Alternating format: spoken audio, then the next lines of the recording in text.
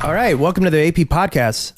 This is Mike Shea. I've never done this on video before, so we're going to try this. I am here with somebody I've been wanting to sit down with for a while, actually, and he and I've talked about it, and the gods have made it happen, and now we are here together. I'm here with Andy Biersack, who's obviously the lead singer, but he's also the founder and the inspiration, the soul of Black Veil Brides, and Andy's got an amazing story, and he's also an incredible talent, and he's also a very legit dude, and I'm really happy you're here today. Oh, thanks, Mike. I'm glad to be here. Fellow Ohioans kind of way. I don't know. Are you actually Cincinnati or more Kentucky side? Well, I was born in Cincinnati. I spent most of my adolescence in Cincinnati. It wasn't until I got to be in bands that I really started to associate more with Kentucky, because in Cincinnati, there were no venues except for Bogart's, which was unattainable when you're young. So all the clubs were in Kentucky. And from I would say 14 until I moved out, I was always in Kentucky. I slept over there constantly, all my friends' houses. I wound up spending more time in Kentucky, so I started to kind of associate that way. But if I'm honest, I'm a Cincinnati, Ohio guy. I think your Wikipedia page says you were born in Milwaukee. Which is untrue, and I do not know why it says that. However, I make the joke every time we play in Milwaukee that I'm in my hometown show, so I wear a Brewers jersey, and for whatever reason, and people have changed it, and then someone keeps changing it back. But Wikipedia is just a mess of misinformation, that whole thing. It is a mess of misinformation. But you know what? Everybody feels like they have a piece of you now. Yeah, there you go. In Cleveland, the river, Cuyahoga River, divides the city, and the people on the west side of town act and think differently than the people on the east side of town. And I've heard that over the years that the music scenes are divided from Cincinnati and to Lexington and Covington and all that stuff. That is divided by that Ohio River. Mm-hmm. And have you noticed that? Like when you were starting out, you have like this rivalry going on. Like, oh, you're from the Ohio side. It's not even it's the west side of Cincinnati, and then Kentucky is one thing. The river doesn't necessarily divide it. The east side of Cincinnati is where the affluent, rich sort of communities are, where there's an IKEA. Like the things that where I'm from seem insane, that are kind of commonplace. It's where the girls that I wanted to date were from, because they're better looking and they were more well kept, and and they had nice cars and that kind of thing. The east side of Cincinnati is where and that's actually where my dad grew up, on the east side of Cincinnati, before it became the east side of Cincinnati. And then he met my mom and they fell in love with the west side, because the west side's a little grittier. That's where my mom was from, and there's a lot more history on the west side. People are, there's a lot more stabbings, but there's also a lot more, fun. There's historical societies and all that. But no, the west side of Cincinnati and Kentucky are sort of one thing. And that's where you have the most angry people imaginable making music. And that's where you have terrible, Courage Crew straight edge bands that just can't string two notes together, but they just want to beat you up for smoking a cigarette. And that's where you have, through that, sometimes awesome things happen. So west side of Cincinnati is where Foxy Shazam is from. Mm-hmm. There were some cool bands that came out of there. There was, when I was younger, there's Close to Home and a few other bands that have done well in their careers. But it's always from that area. The east side bands tend to be the bands that go more, I guess it was just they were more musically talented. They had more money, so they could learn. They could go to music school and all that stuff. And they would never come down and play. There was a few. But they were, when that whole scene kid, emo kid thing started, that's where all those kids were from, because they could afford to go get the special jeans and the hair products to dye their hair a certain way and all that. Right, they could afford Hot Topic. Yeah, there you go. Thanks. Which there was no Hot Topics on the west side of Cincinnati. No? I would get all my clothes when I was a kid at a very sketchy place with a lip service catalog that I had to order it was it really was, because, and I try to explain this to people, when I was dressing and looking the way that I was as a kid in 2002, 2003, I was unaware of what was happening with the whole, from first to last and all that. I joke with Matt Good, who's been my friend for years, is that I had no idea that he was who he was. I just saw that as that wasn't me. I was into the Misfits, and I had this, and my hair was this way because of this, and I would go to this place called Sentiments, which was run by, I'm pretty sure, a drug dealer, and all of it was just, the bootleg, G.G. Allen shirts and everything, and I would save my money up, and I'd order TUK shoes and the lip service pants that you'd have to cut the straps off, or else you can't, because I guess they're meant for some function. I still have not figured out what I think my best bet for that function is, so that people can't escape during a fire very effectively. That's why you have the tie together, so you can just sort of jump. I don't know, is it sexual? Death Trap would be a good clothing line name. But yeah, so it wasn't until later that all that stuff started to come down west, and then that was around the time that I was getting older, and that's when like anyone who had any kind of, I guess, ingenuity, I saw there was a Hot Topic that was built in our neighborhood, and I saw all these kids start doing this and dressing this way. And I'm like, look, I don't like the music that you like, but I'm pretty sure that there's something about what I do that you'll understand. So I'm never going to make the Under Oath, that kind of stuff that you guys are all listening to, but I feel like there's something about like, here, check this out. Look at what I'm doing. And that's when I would, make covers of Alkaline Trio songs or whatever. And like, look at this. Do you like this? I know you like that, but like, look at So you always felt like you were a step ahead of them, or you were trying to stay a step ahead of where the rest of the crowd was going. No, I just hated it. I didn't like it. I was too, all the reasons that people hate us now, I understand, because when I was a kid, I couldn't imagine anything that could be worse than Good Charlotte or Simple Plan or all these bands that were popular, because to me it was like, you're offending Rancid or whatever, all these things that I had such strong beliefs for someone who knew nothing as a kid. Like, I knew what punk rock was. I'm a kid from Cincinnati. I didn't know what punk rock was to save my life, but I thought I did. And so I had that hatred for popularity and things that were, if a girls liked it, I was like, which now is so ridiculous, by the way, because the only girls that I wanted to be with anyway would have only liked me because of the bands that I liked. But that's a whole separate thing I didn't realize till I got older. Self-defeating in a way. Yeah, exactly. I'm like, I should have been going like, oh, you like Good Charlotte? They're popular? I'm the weird looking kid. I could cachet this, but no, never paid attention to that. So when I was younger, it was really about, I couldn't understand the like little girl whiny voice with the braid, like all the stuff that's still amazingly still so prevalent. I never understood it. And it wasn't about making something better or it was just, I felt like there was a way that I could do music that was genuine to what I wanted to do that would still appeal to those people, but I didn't have to pander. I didn't want to try to do that. And as a kid, I had no idea what I was doing. I was not a good songwriter. It wasn't until recently that I even learned how to write songs in terms of structure. Our first record has no bridges on it because I didn't know how to write a bridge. I just go, well, I'll just yell here. That's what I do because I don't know how to. The only reason we ever had screaming in the band is because I had no idea how to write a bridge. That's to God's honest truth. And I've told people this before. People are like, why don't you bring back the screaming? I learned how to write a song. The only reason that was there was because I was too chicken shit to try to figure out how to write a separate section on the song. But having said that, as a kid, I had all these ambitions, and you want to do all that. You want to sound like the Misfits meets Motley Crue. It's what, like all this stuff. And, you were your inspirations. Your first few releases, especially your first one, is basically you paying tribute to all your idols. Right. So, because you were you really a one-man army, like at that point, or did you kind of have a posse of like other kids that kind of looked up to you or that hung out with you, and like you guys were like the cool kids? Like, no, it went in phases. So when I was really young, I had the strangest of posses. I grew up in the first neighborhood that we lived in until we moved. I was one of maybe 5 white kids in my school. It was a very predominantly black, very oppressed area.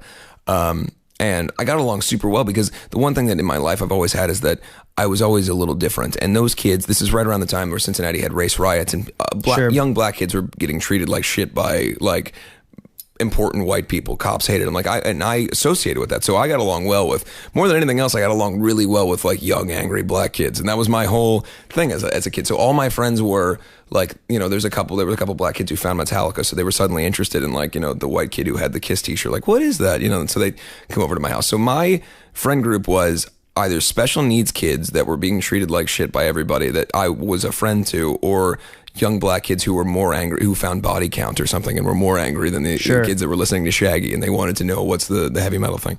And that's really all I had when I was super young. And then when we moved to the neighborhood that my parents still live in now, that was when there were no black. And actually, the first day that we got there, the woman who lived next to us, she found out where we were from, and she goes, well, thank God we got you away from all those black kids. And we were like, what? Because I couldn't imagine that anybody would have. To me, racism seemed crazy because I didn't have it. And I learned that through the Catholic world that I was in. I learned racism, bigotry, all the things that I was unaware of as a little kid, because people don't realize that in neighborhoods that are not, it doesn't matter. Like when you don't have a lot of money or whatever else, it's amazing to me that anybody would ever, they don't put it as a forethought. If someone's black or gay or whatever else, like it's not the things there that you don't choose that. So that's what you are. It's fine. That's what it doesn't matter because of, there's so much shit around you. Why would you ever want to focus on something that someone can't help anyway? And it's their life and it's their business. And that's when money and religion and power and all the things that allow for comfort come in. Then you can start to pick and choose the things that you want. And I was completely unaware of that until I became maybe 11 years old and I saw all this. And that's when I became immediately detached from everybody, because I didn't know why, but I hated all this. I didn't want to be around this. And I couldn't put my finger on it until later, but that's when I became detached from the religious aspect of everything. I was always in trouble. That's when the James Dean kid thing came in, where I was complete, smoking cigarettes outside of school, like rebel kid, wanted to be different. That's when I found like real punk rock in my estimation for me. Like that's when I found like Lords of the New Church and Dead Boys and The Damned and all that stuff, because it was more aggressive than, because I had heard Misfits stuff when I was a kid, but it was, Michael Graves era Misfits was a little bit more Saturday night and poppy, and it was more palatable to like a kid that liked Kiss and stuff. But then the aggression as of getting older, then I wanted to listen to other stuff. And then that's when I got into like early AFI, and that was because it was right around the time that Art of Drowning came out. I didn't know anything about that band, but I was like, oh, hey, this is Misfits meets Damn Angry. Like, this is what I want to do. So updated. Yeah, exactly. And that's when I became so into all that. So in terms of friends, I started out social, and then part of the result of the environment I was in, and then also my own choice to be detached, I became completely solitary. And I mean like nobody. And it never even, in all the pictures that I've shown you guys of like stuff I built and everything, it never dawned on me that there was other people outside. And my dad always teased me that girls would stand outside of our house. Even though the internet was around. Right. Well, we had a dial-up computer. I never used it. Girls, my dad would tease me. I was unaware. Girls would stand outside while I was singing, and they'd be like, listening to me sing, and they thought it was interesting. But I couldn't care. I'd sing in my room, and that's all I wanted to do. They'd be standing outside your bedroom, or you mean outside your window? Outside our house, because they could hear me through the bedroom window. And I don't believe him, but to this day he says they were. And I think it's funny because in a way it shows that I would have loved to talk to girls, but I was like, I don't care. I'm going to be, the kid. I have to hone my skills and be whatever I wanted to be. And because you have to understand also that I was angry at this point, like a lot of kids, and it was a great time to be angry, because there are phases in America where there's political situations that are happening where if you know nothing about politics, you can still hook on to something. And I, like a lot of kids, hooked on to the Bush administration as, I can hate this. And it was a great time to hate something. It was a great administration for punk rock. Exactly. And you had on television, you had The Daily Show was at its height. And I've always had a deep love of comedy, stand-up comedy. Most people don't know that I don't listen to a lot of music. I listen to a lot more stand-up comedy that I listen to. Who's your favorites before we digress? I don't want to digress too far down this, but who's your favorites? Just curious. I used to be really into the more aggressive, like Bill Hicks, the more aggressive stuff. Oh, sure. The older I get, I like just funny stuff. That's why I like Louis C.K. But, Bill Hicks, David Cross, Louis, Patton Oswalt's always been great. I like Paul F. Tompkins. Just the basic kind of that early 90s alternative comedian scene, the Mr. Show dudes and everything. Because you did the Funny or Die thing. Yeah. And so I didn't know if that was something, there's a connection there. Like, we're going to see more of that somewhere down the road, maybe? You're going to start. I write stand-up sometimes. My cousin does stand-up sets, and I write some of his really? sets. I'm not... Everybody that I know in the comedy community always tells me I should do stand-up just because to do it for the first time. But I'm too, like, the thing I always tell people, nobody wants to fucking see me do comedy, man. Like, nobody, that's, you know what I mean? Like, the reason I love comedians is that there's something about them that is so much more vulnerable. And like, there's something about a guy who is sweating his ass off and, 70 pounds overweight and is angry than like the skinny rock and roll guy. Like, nobody gives a shit about my problems. Like, it doesn't, even if I am genuine, an audience isn't going to read that. I can go on stage and give aggression and anger, and then I can also smile at people on stage and make them feel empowered. But I can't do that in comedy. So I don't know how. That's why I like doing the improv bits like we do with the show that I produce with my cousin, or writing stand up for stuff he does or friends do, because I can still get that out, but it's not disingenuous. And the one thing I hate, regardless of whether it's self-inflicted or not, is something that's super disingenuous. It's interesting that because usually a singer, it sometimes can be kind of like that is their world, and they'll get pulled into doing acting, they'll get pulled into other things where they'll be performing, but they still singing, and there's just something about that world that is very comforting to them, and it's not just familiar, but there's just something like, I know I can control this, but outside that I can't control it. We haven't done anything about it yet, but my cousin and I are writing a screenplay that based on what's funny is, okay, so we like to view the communities, because he's involved in the comedy community in LA and I'm a musician, and we like to cross the two things. Like, I brought Danny came in and did from Ask Alexandria, did an episode on, like, I like to bring people in from our world, and guys in my band have done it. But we always joke that if someone in the music world that has had success comes in and works on our show, that's immediately the best thing in the episode everybody talks about. But the ancillary people in the show who have been struggling for years in acting and went to AMDA and all this, nobody cares that they're there. So, and it's not because they are, it's just that there's a certain the nature of fans of music. It's a Guest little bit more appearances. passionate. Yeah, sure. So we're working on a screenplay about the idea that it's a kind of a fictionalized version of both of us, where it's a documentary crew we're following two people, and you don't realize that they're involved at all until the middle. But it basically starts with following the life of this stand-up who's struggling and failing and, playing the, fucking Red Lobster or whatever, and nobody pays attention. And then it cuts to me. My character is just sitting one day in a room and eating popcorn. I'm like, I think I'd like to do stand up. And then like immediately it's just, like Russell Brand style. I'm on the billboards and people love it. I don't do stand up at all. I just go and tell jokes, but I'm just like, cool, and everybody loves it. And then you just keep cutting back and forth, and then eventually you realize these people are related and they've had the same genetic makeup, but for some reason one person was able to just always push ahead, which to me that's what makes a comedian funny, is when they're never able just to get to, and this is why Dane Cook wasn't able to keep anything in my estimation, because I think a lot of Dane Cook jokes were funny. I know that people thought he was cheesy or whatever, but I think there has to be a struggle for someone to love a comedian. In the same way that a punk rock band, Anti-Flag or somebody, has to have a struggle, and when that struggle is gone, it's very hard for people to continue to be so passionate about them. Well, plus, I think there could be something debated that the comedian can't be the heartthrob.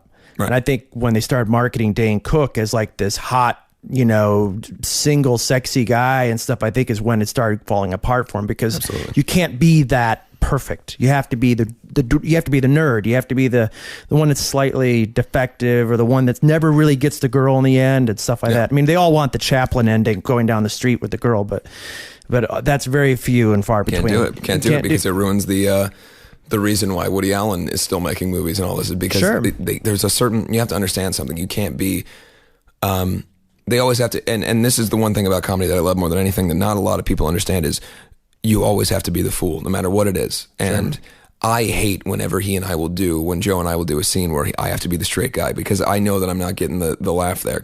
And that's why I don't mind debasing myself. Like, I'm a terrible version of myself in that show, because I love being the fool. Could you ever seriously mock yourself? I think the only distinction between seeing what I like when I'm playing myself in this show, it's that like a 1 degree of separation, because it's still the character version of myself. The version of me that's an average Joe would do that, but I think it'd be a lot harder to try to directly go like in a route of making a spoof on who I really am, because it's a little too sacred in a way. And it's like that movie This Is the End that came out, and all the actors were coming in and basically making fun of themselves in a way, and it kind of like brought in humility a lot for them. And if you read the Rotten Tomatoes reviews for that movie, all the actors get a lot of props for like basically saying, wow, like they actually made fun of themselves, or like their persona. But that's a little bit even closer, and that's why I would agree that I would give them some form of props, so to speak, because it's not even, if what I'm doing in my little show is it's still a version of me. The audience knows that I'm not getting girls knocked up and killing them and sending them to Mexico. The audience knows that I don't have a drug addiction. The audience knows like that these are all things that you take as read going in, whereas we don't. The audience watching This Is the End, there's plenty of people who don't know whether or not, they like Jonah Hill is such a big, like, you don't know. And that's what I really loved about that, was they took it as this might be the real version of these people. Right. And not to say that, it's maybe, it's still a wink and a little bit of a slapstick thing, but it's still a look behind the curtain enough, which is something that I've never done that I think would be interesting.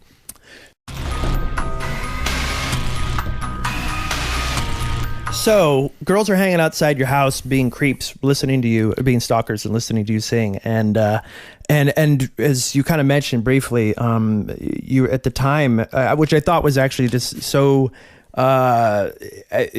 It's such a really great moment in your life that you shared with the story where you built the Kiss stage sets and that sort of thing. What else did you, what other things like that you did, or was that kind of like that it? It was constant, man. Because I used to love, the thing was like, I loved having something tangible, and whatever it was in forms, in any kind of art form that I could make that was, I don't know if it was a control thing, but like I liked that I could do something that was right here and the world couldn't tell me that I couldn't do it. And whether I was action figures or whatever else, I liked that I could build a stage the way I wanted it to. And,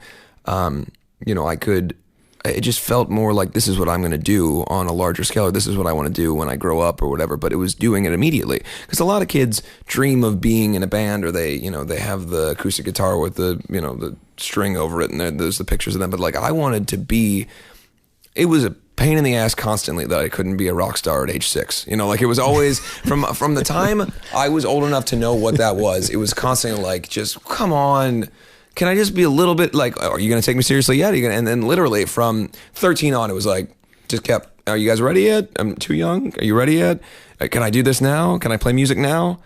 And so it was just waiting all the time. So that was something that I could do when I was a kid, building the stages and putting together set lists for what the band might play. And that was all stuff that I could do. And even though it wasn't real, I could lose myself in that world, and I could close my eyes, and I felt like this was something that was a show, because I couldn't, too young to go to shows, I could go to Kiss shows, but I couldn't go to the shows that I wanted to. If Social Distortion came through town, I couldn't go as a 7-year-old or whatever, you know, like these are things I couldn't do. So I had control of that. So then when I got older, it became doing it on the scale of, now I was the action figure in a sense. Like I would build fake grids in my room with scaffolding, and you saw like my ceiling on my room was all these bands that I wanted, and I would just sit and play. And then I met a couple kids, and I'd move down to the garage and we'd play. And it was like, it was almost in a way, it was substituting the action figures for me, like, because nobody's watching me do it, but it still felt important. Sure, you know? Sure. Do you think, you know, as the band started going, you know, you've got the world and you have like a vision in your head of how you want it to go and how you see it going and stuff like that, and how that world of rock and roll and the music industry and stuff is. And when was the first like wake up call where like, boom, you hit reality? Like, wow, this isn't really like how I thought it would be. Like the industry is like either hit you, or you found that maybe it wasn't so easy, or something like that. The thing you have to understand is that I was, it wasn't until maybe in the last 4 to 5 years that I really started to have any sense of humility or any kind of understanding of what was happening around me. I was always so blinders, you know, straightforward. People would say things, throw things at me. We would have disappointments, you know, like anybody, you play a show, nobody's there, you don't get paid. Somebody steals money from you, people steal your gear, all the stuff that bands go through. But I was always like, well, that's just a thing that's happening. It doesn't matter. That's what happened now. It won't happen tomorrow. Keep going. Yeah. It wasn't until later, like probably once Black Veil Brides had become an established band, that I started to really realize something could happen wrong. Because in those early days, it was so important to me. It's almost like a fight or flight thing, but a constant. I couldn't let anything negative affect me, because that it would, you know, I had this abiding belief that it would eat me alive if I let something in at all. Which is where, you know, sort of that cross section of like, am I going to be the lead singer in a band, or am I becoming some sort of like, you know, weird dream militant guy that's like, you know, am I ever going to make friends? Is anybody like, and it wasn't, that is probably the thing of my life that is the strangest section, is that first, you know, the last year of when I started actually like local touring from 16 to 17, doing regional touring in the area and losing my ass on money and getting, you know, stuck places and have to stay in basements and all that, to then coming out to LA and having no one, no friends, nobody, and having to start all over again. So, I think that that's probably the first time that I ever started to think at all about it, because I realized that I had not done anything towards keeping.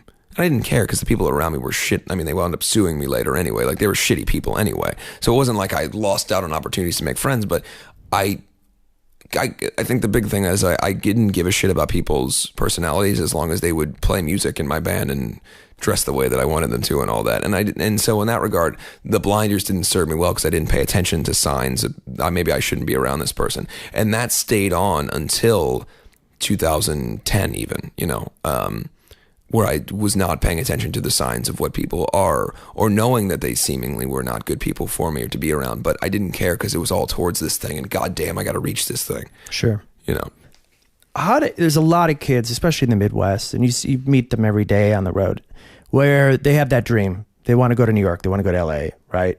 And they want to be, or maybe Nashville now, and they want to become the big singer or star or whatever the thing is, but they're afraid. I didn't want to go to LA. I had no idea about really? LA. As a kid, my aspiration was never to be in New York or LA. I could be from Cincinnati and be rocks. I didn't know that that was the thing. It wasn't until I went to Los Angeles on a completely unrelated thing, which was I started going to performing arts school, and they told me that I was good at, you know, acting and everything, and that maybe you should audition for these people that we have coming, or the talent agents for Los Angeles. Whatever, didn't know anything about it. So I did a monologue from Harvey, which was my favorite. Really? Yeah, Jimmy Stewart was my favorite when I was younger. I wanted to be like Jimmy Stewart in some capacity. But I did a monologue from Harvey, and they liked it and took me back to the little like office area and had me call my mom, and they're like, "We think he could be a star." And my mom, they're like, "All right, whatever." Like, fortunately, my parents are smart enough to not be duped into all the things that all these people get duped into. But my mom goes, "Here, look, if you really believe that, I have like 3 weeks of vacation time. I'm willing to take that vacation time. But you know, if you think we can do it, we've got a little bit of money saved. We were going to go on a vacation, but this is my kid's passion. Like, we'll do this." So my dad had to stay back home. My mom and I went out to LA. Well, first we went to Dallas for some reason. First, that's always the pit stop. There's like the thing you have to go to first to pay a bunch more money, so that I could win a bunch of trophies or something. Like I was, What'd you have to do there? I became the top male model and top actor at the Mike Beatty Expo, which is just a way of losing money on the way to LA. Yeah. Just basically you're just buying yourself. But like, what did you do, Harvey, for that too? Or yeah, and then I sang Green Day, "Time of Your Life," and made little girls swoon. And that's when because the Mike Beatty Expo was where these talent scouts really were, and so they take you there, and you learn that the people who are at your school have nothing to do with it. They're just the conduit, and now there's more money to be had. So I get all these people, "Oh, we're gonna make you a star. We're gonna do all this," and there was just like a couple people who were like, "Okay, look, again, we have 3 weeks. You've got 2 weeks and some days left. Here you go. Give it a shot." So we got out to LA, and my mom's like, "Okay, what we can do is I think that we can try to work with your school. They're performing arts school. I can stay out here a little bit longer. We can't stay out too long, but we can do like 2 months, and at the most." Which is not a bad amount of time, right? It's nowhere near what the people go out. I mean, 6 months is the pilot season thing where people go stay at Oakwood, and you've seen I don't know if you've seen the documentaries, like the most like sure. Yeah. sad. That's where the heartache comes from. But we had 2 months, and I had no idea how to audition for things. I had no idea what I was doing, but I didn't really want to be an actor. I wanted to be in bands, but it was like, am I ready yet? No. Okay, I'll do this. Like, nobody wants to take me seriously in performing. bands. Yeah. Right. So I want to be on a stage. I want to do something. And immediately people started paying attention to, it's so funny when you aren't aware of what you're supposed to be doing, how much that seems revolutionary. Like, and when you don't know that you're supposed to be, all right. So I'll give you an example. The first audition I ever went to, the dress code for it, because these auditions, everybody looks a certain way when they walk in there. The dress code said Midwest casual. I'm from the Midwest. This is what I look like. This is my casual. I come in and they're like, "Whoa, look at rock and roll guy." But I had no idea. So I started getting attention as being edgy. That was my new thing. I'm edgy. And I was a kid. I didn't dress, wasn't wearing like, Black Veil Bride Set the World on Fire clothes. I was a black, like Guns N' Roses shirt and jeans. You were Johnny jeans. Depp. Yeah, it wasn't anything. Yeah. But that was edgy. And so I started getting attention for that. And I booked. Typecast? No, but just anything. Like I started booking stuff all the time. I was getting callbacks all the time. I got 2 commercials right away. I became the AT&T guy. I did a thing with Tony Kaye from American History X for the meth commercial that everybody's seen. Like I was doing crazy. And then it was the end of the 2 months, and we're like, okay, well, we have to go back home now. And I have an agent manager. They're like, "What? You doing? Like kids don't do this." And we're like, "Yeah, but I don't really want to. Like, thank you so much, but like we don't have the money to be out here, and we're gonna go back home now. And thank you though for the experience."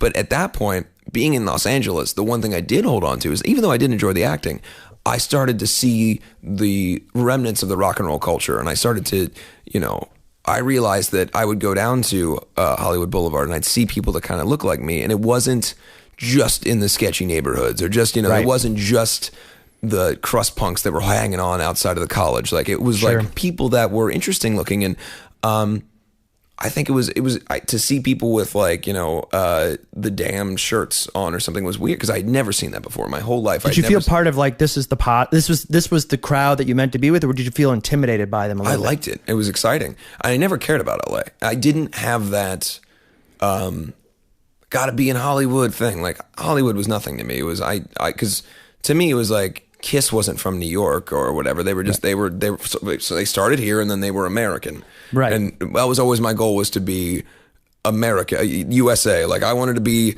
wherever I was from, I was still the biggest thing when I was little. And I didn't learn about the world. I didn't know that you could be big in other countries. When I was a little kid, you're like, I want to be that. Right.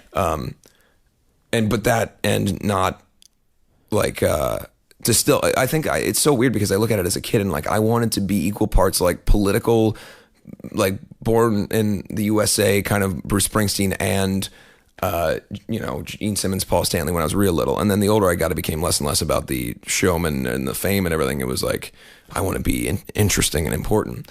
Anyway, so I went to LA and I really loved it. And then that's when I had that fall in love with Hollywood. And that's when I became obsessed with going back. And I would, the most negative thing that happened to me is that we flew back from LA for the first time. And I'm expecting to go back to my school, the performing arts school that I got into. That is it's my favorite place in the world. It meant everything to me. When I try to like explain to people that was the first time in my entire life, it was a 2-year period where I was dating girls. I was cool. I got along, I got to perform. People liked me. It was amazing. And then they changed artistic directors, and I got back from LA and I go, guys, I just did all this performing stuff in LA. Like I can't wait to come back to school. Nope. Not allowed in. We changed our policy. You can't leave school for 3 months to try to come back. Are you kidding me? No way. And so you left during the school year. It wasn't. But we had agreed with the previous art director that I was going to go out, and they actually sent me work to do out there. But the new guy came in and budget cuts. He didn't want to have to bring kids back in. So I was doing schoolwork and sending it in, and then while I was gone in that 2 months, they changed people who was in charge of that decision, and he decided that when I got back, you're done. And there's never been anything that when I was little that was more crushing for me. But that is when, so I go, what the hell am I going to do? Like, this is the only place that I've ever belonged. Like, I don't want to go back to fucking Delhi and sit in my room and be sad. And then that's when I discovered MySpace and the internet and all that. And that's when I was like, wow, there's all these people in the world who feel like me. And there was like almost an entire school year period there where I would just sit. And that's when I started a MySpace page, and I was taking pictures of myself and all that shit, but it was like fun. It was like all these people like this shit too. Like people, you like Tiger Army? I thought only I liked, Right. So, well, you kind of became, at least it was described, I don't know, not a celebrity, but like you started building up and like people started following you like crazier and crazier. Right. And it was and I never understood why. And you didn't have a band at that point. From. No. Well, I had. Or did you? No, yeah. No, I didn't. That was right when I started. So when I first started, I think it was just the look. I was an interesting looking kid, and that's before it was the very beginnings of what became the whole like scene kid thing. But what I was doing at the time, I was estimating I thought I looked like Sam Hain. I didn't know that was going to become, the thing. So then of course when that happened, I was like, well, fine, I'll be important in this world, I guess. Like, I've always looked this way, so if you guys want to, if you're going to do it too, I guess I'll be the king of you. I don't. Right. Yeah. Right. Just, one of the cool things that, if you go on IMDb, right, and you hang on IMDb, and one of the best parts about IMDb is the trivia part, right? And it's all, and the stuff that they usually talk about is like the stuff that the things that almost happened. Or the things that kind of did happen that people don't like. With Jimmy Stewart, to get back to you though, so you're back. This back up. This about 5 minutes, and you're back in Hollywood, and you're getting thrown all these commercials and all this other stuff. What are the things you turned down? Being a rock and roll guy who was excited to meet Hannah Montana. Okay, I was offered a guest spot on Hannah Montana as someone who was very excited to meet Hannah Montana, but it was supposed to be like a rock and roll looking guy, and I was gonna like be her biggest fan. The episode was like she goes to the radio station, and then there's like a guy who comes in, and obviously it wasn't a real role, but it was like I can't do that. I don't even know what this is, but I can't. You couldn't, because what they do is with that stuff they siphon it out in different directions. So kids go in to audition for a general thing, and then if they like you, a 14-year-old will go have a general meeting with the head of Disney or something, and they'll look at you and they'll pick you apart. It's insane. They'll pick you apart and judge you and decide what you're going to be. And then in a week and a half, if they really like you, they'll give you a chance to audition for something. And again, it's not ever made specific until they tell you what they think you're right for, but you just keep reading the same thing over and over again. So I got a general meeting with Disney, because I was going to, in their estimation, because they always have their lines. You can be like our edgy guy that we have, but we want to start you low first. So here's the Hannah Montana. That's all right, guys. Like thank you. It's not my thing, and thank God, because that's not something I'm glad that the things I did do. Well, the AT&T thing's a little silly, but I didn't do anything that was ridiculous. The Montana meth thing I'm proud of, because it's fucking crazy. Right. Ed French, who did the makeup for Batman Returns, did all my crazy makeup. Tony Kaye directed it. Like that's for a random like commercial. It's the most credibility based commercial I can imagine. Like, which is it wasn't intentional, but I think that the reason that I ever got cast in that was because I was that kind of weirdo, and they were like, "Oh, we want one of you." Actually, I forgot the story on that is pretty funny. So one of the things that you do when you're one of those kids that goes to Hollywood is you have to always be perfect all the time. People ask you questions, you have to know exactly how to answer them, and you have to answer in the most goddamn that kid's cute way possible all the time. And I didn't know any of that shit. I didn't know that going there. So the audition for the first round of auditions for the meth commercial was at a coffee shop, and they line everybody up, and they go down the line and they go, "Hey, have you guys ever had any experience with anyone using drugs in your life?" Go down the line. "No, sir. Everyone I know is rainbows." They come to me and I go, "Well, yeah," and they're like, "Really?" And I was like, "Yeah, I've met some drug addicts. Do you have any stories?" And I just started telling stories. Like, yeah, I had a friend who did meth. Actually, wound up, but we didn't know where he was. He didn't come to school for like 4 days. He found him in a park. He dated my friend. I'm just saying. I'm just going on, and all these kids are like, "What is he doing?" And like kids are snickering, like this kid's shooting himself in the foot. And then the next day, I got a call like, "That was really awesome," because like we just see these pretentious kids all day long, every day. And I was like, I didn't even know. You asked me a question. I was just telling you the answer to it. I didn't know I was supposed to be like sunshine, smiles, everything's perfect, Midwest, whatever. Like, they're all from Texas too, all those kids. They're always like, even if they aren't from Texas, they always say that they're, for some reason, it's the best thing to be from Dallas when you're in Hollywood. To play acoustic guitar terribly, wear sandals, and be from Dallas, it's a surefire way. And nothing against people from Dallas. If you aren't from Dallas and you go to Hollywood, say you're from Dallas. They all love it. Everybody, you'll get cast in a million things. I think this is the name of your How to Hollywood book is Say You're from Dallas. Say You're from Dallas, exactly. Andy Biersack. That's the name of my memoirs. I like to name memoirs. That's one of my hobbies. I never will have a memoir that's named any of these things, but if I can like funny memoir names are my favorite. Come on, you get, I can't think. There's so many. There's so many, man. I do them for my friends too, and they're usually personal jokes, so I don't want to expose. Right, I get all that. Yeah, right. But yeah, there you go. So you've been out in Hollywood now, and you've been and Juliet comes from. She's been really deeply involved in all that as well lately, and. So do you see these kids that are basically were you? So what happened was, me being the weird kid or whatever, I started to meet girls, and girls were the way into me wanting to come back to Hollywood. And that's the weirdest thing that I find is when I look at what the Hollywood world is, you start to see all these kids, dating, and there's these clusters of kids that all hang out together. And I was weirdly part of that. And a lot of the people that I was around a lot of them now are very successful. And that's, however, my way into wanting to come back to LA was dating these girls who are now, a lot of them are actually very successful actresses. Haven't seen them in years, but I was like, I have to go back and see girls. Because suddenly now, you have to understand that, again, I had never realized how much I loved women until they wanted to pay attention to me. And I'm like, well, this is fantastic. Isn't this great how this works out? You think I'm interesting and James Dean-like, and I like your boobs. Like, isn't this awesome? So that was, and then that's the only reason I ever went back to LA was girls. I was like, I'm going to be one of those, like, I'm going to be the Sunset Strip dude, and I'm going to hang out with all the girls. Is that where you hung out? On the strip there? Was there like no, I wanted a venue to. Or a restaurant? Oh, no, man, I couldn't go down there. I didn't know. People didn't even want me down there. I hung out in like South Fairfax and Little Ethiopia, in places that kids were skateboarding, and like there was. The Sunset Strip thing didn't occur to me until I wanted to go do that, but it didn't occur to me to go down there until I had like, I don't know, people don't go down there and do anything. Right.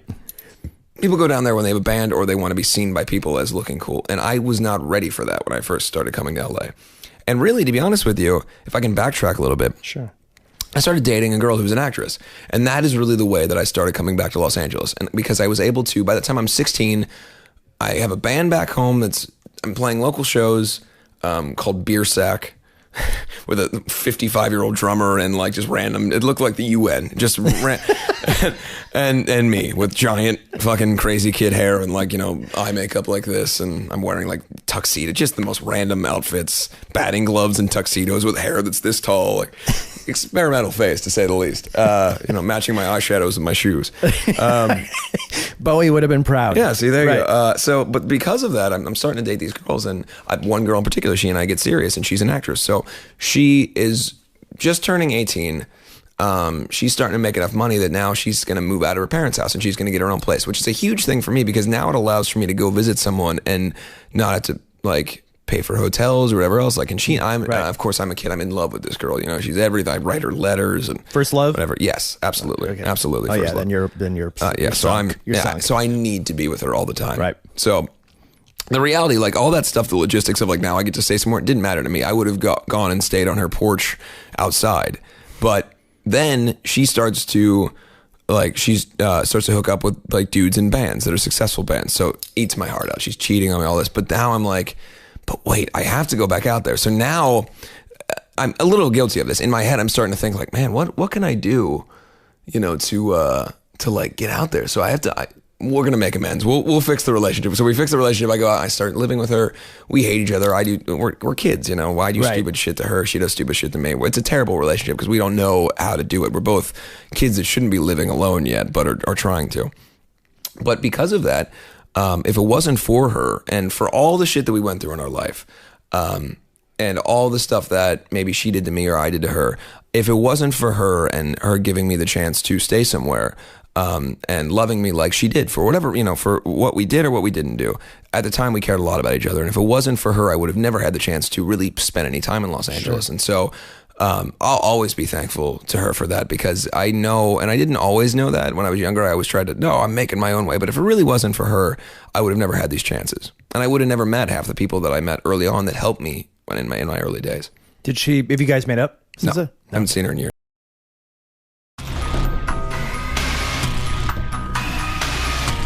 So when you're doing all this stuff and you're like, so you were doing that, you were living with her in LA when you were 17, 18? Mm-hmm. 17. Where were your parents? Because by then you were out of the performing arts school. Yeah, so what were your parents? There's a quick stopgap. Yeah. I'm out of the performing arts school. I'm homeschooled. I'm lonelier than hell. That's right. I gained like 50 pounds. Like I'm just a fat kid sitting on MySpace all day. Prior to moving to LA. Right. This is all, we'll go back like a year and a half. So I'm completely alone, just eating saltines and sad because I have no social interaction. Because now I've tasted it. When I was young, I didn't care. Saltines and sad. There's an album title. There you go. That's another memoir. The Fat Years. At least a DVD. Yeah, Andy Biersack, The Fat Years. It's just a static shot camera of me eating fat.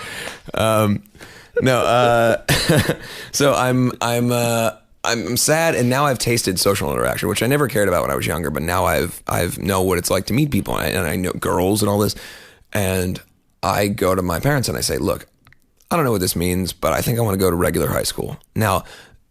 I wish this is one of those times where it would be nice to have like a time cop situation where I could go back and just punch myself in the face because I didn't realize that meant constant misery. And because you have to understand that since I was a little kid getting beat up in school and Catholic school and all that, I have not experienced bullying for a 4-year period because I've gone to fairyland. I was in a performing arts school where I was the only guy that girls could talk to because all the other dudes were hanging out with each other there. I was at a performing, you know what I mean? So I'm the only choice. Right. By default, I'm the manliest dude there, and I'm dressing like Alex from A Clockwork Orange on a Wednesday to go to school. Like, but all the girls are like, well, fuck it. I guess this is what we got. So I'm already there. And then I go to LA and I'm like edgy guy, and girls like me there because they're, a little bit more open-minded. I'm different. I'm like you said, I'm like the fucking baby Johnny Depp to them. So then I go back home and I'm on MySpace and MySpace people. So I have not experienced what it's like to just go hang out with the football players and all that in a very long time. And I'm ill prepared to say the least. I'm like first day of school, like eyeshadow. It's all great. I'm all ready. I've got my Misfit shirt on, all stoked. Head in, just hitting that back of the head immediately. Like, oh, really? That's right. I forgot about this. And not only have I not gone to school in a long time, I didn't do any of my schoolwork in homeschool. So I've now been put into like freshman classes. So I'm now a junior or whatever, and I'm in nothing but freshman classes. And just miserable. I was in I was tested by the state for mental retardation. By the way, Really? yes, achieved the highest test score that they had you could ever get. And I had to explain to them That needs to be put on your Wikipedia. it's not because I'm retarded. I just am lazy. It's not. I'm smart enough to do this. But what I'm trying to say to you is that I don't need to know about the Magna Carta. It's never going to affect me. Do you know how many times I'm ever going to use algebra? Never. But here you test me, and I did it, and whatever. So they put me in a class for math. My mathematics class was me and a kid who, to his credit, he didn't know that it was happening, but all he did was just yell obscenities at the wall and punch it over and over again. So it's me and a guy just saying, fuck you, wall, and punching it over and over again. His name was Jimmy. Me and Jimmy just hanging out. Future TM, by the way. Yeah, exactly. Me and Jimmy just hanging out with a woman who's just hungover or currently drinking, because who gives a shit? It's the weird goth kid and Jimmy. Like, they're not going to pay attention. So, and we do like 4th grade math, and then we leave. And like, you have to understand that for someone like me, I am now in a spiraling like circle of hate, because I'm not being stimulated mentally at all, and everyone around me hates me and thinks I'm the biggest, whatever, fag, whatever. So I start to fight people. That was my thing. I started to fight. I got into being aggressive because I needed to defend myself and I needed to fill my time somehow. So for the first time in my life, I'm now not only in trouble for being weird or different or smoking cigarettes or whatever. Now I'm getting in trouble because I'm physically getting into fights all the time because I have to learn to defend myself. But it is at this time that I start to separate. Where when I was a little kid, I would get bullied and made fun of, and on the same ways that when I was the age of a lot of the kids, that the younger audience that we have, and I understand how depressing that could be. But if I didn't go back to high school in that time, and I didn't face that bullying on a different scale, I would have never been able to turn the corner and realize how important it is to be mindful of your own self strength. And that is very important in my life. The fact that I went back and I learned how to fight, and I learned how to fight for myself, that's when I started to write songs. Because I'd always written dumb songs. That's when I started to write real songs. That's when I wasn't just copying Alkaline Trio songs. That's when I started to write things about what I was feeling. And if it wasn't for that, I would have never had what I had going into LA. I would have never had that feeling. I would have never had the interest in the army aspect and all that stuff, because I almost fell out of that for a little while, because I got to have fun and I got to be treated like a normal person. And I'm not saying that people should have to go through the strife, but in my situation, I don't think I'd have the career that I have if it wasn't for me learning that very key point of fighting for myself. I mean, I would get kicked out for the silliest things. Like, I would have striped socks on and I would get suspended. It went on forever, but I always got blamed because I was weird. They didn't want me around there. They didn't want me there. So what they did was they kicked me out of the regular high school. And this is where it became awesome, because they put me into a trailer about 1.5 miles off of the high school campus. And it is where they sent the kids who maybe had recently murdered someone, or, like all of the kids who came out of juvenile detention but needed to be educated got put into this trailer. And I felt a little bit more at home there. I was like, I've never raped anybody, but I feel like you and I could talk, because they hate you and they hate me. Like, I don't want to hang out with you after this, but we can sit together. Right. And the assignments were ridiculous. This is a real assignment that they gave us because they're afraid of these kids. Right. So the guy comes in and he goes, hey, and he puts on 2 music videos. Toby Keith, We'll Put a Boot in Your Ass, It's the American Way, or whatever that, and Alan Jackson, Where Were You When the World Stopped Turning? We have to watch those both. And he goes, all right, now compare and contrast these 2 music videos and how these 2 write patriotic songs, and then leaves the room. And we're all like, fuck this, no one's doing this. And so, I was never like I guess of all those people, I was trying to consider my way of how I can get out of it. And so then like maybe I did that for like a couple weeks, and then I go like, well, fuck, they don't care if I'm there. I'm just going to drive to Dunkin' Donuts, drive to the place, listen to music, smoke cigarettes in my car, read AP or whatever else I could find, and then leave. When the traffic from the school leaves, I'll come back and they'll call my parents and tell them I'm there. They don't fucking care. And so over time, I start to realize that it doesn't matter even if I drive there. So I'm becoming less and less attached, because it doesn't, at the end of the day, I'm not going to graduate high school is where this is going.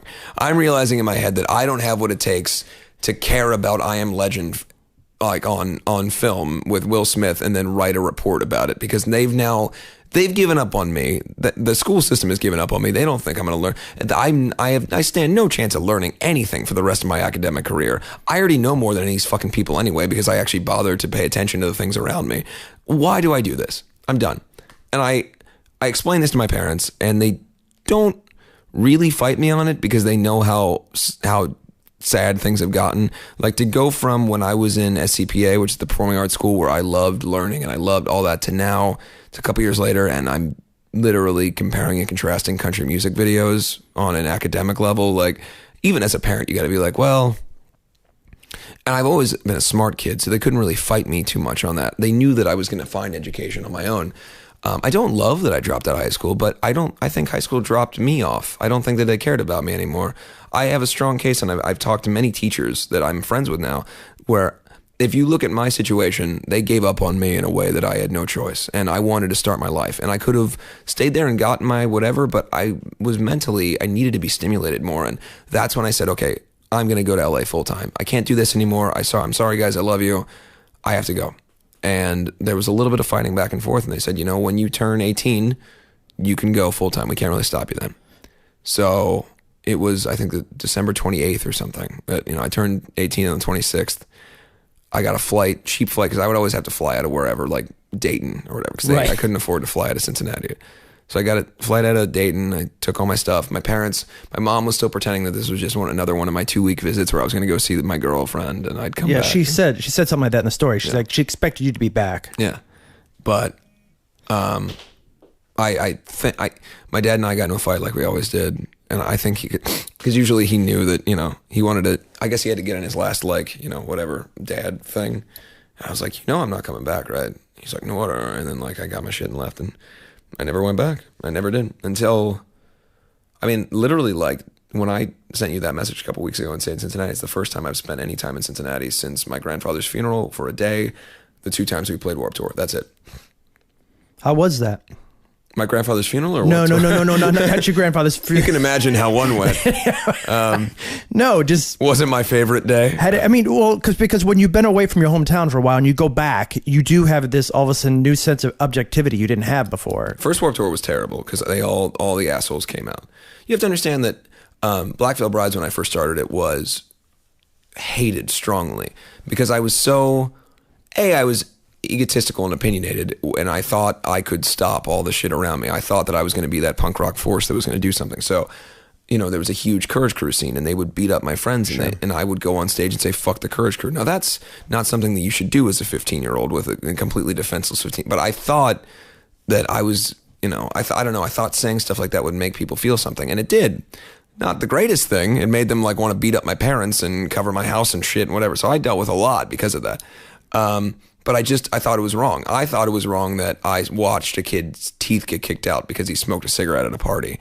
I thought it was wrong that because I wore makeup and drank a Coca-Cola that had energy in it, that I was going to get shit thrown at me, from across the street. I just thought that shit, it was bullying to me. It was bullying, and it felt nothing like what I understood there.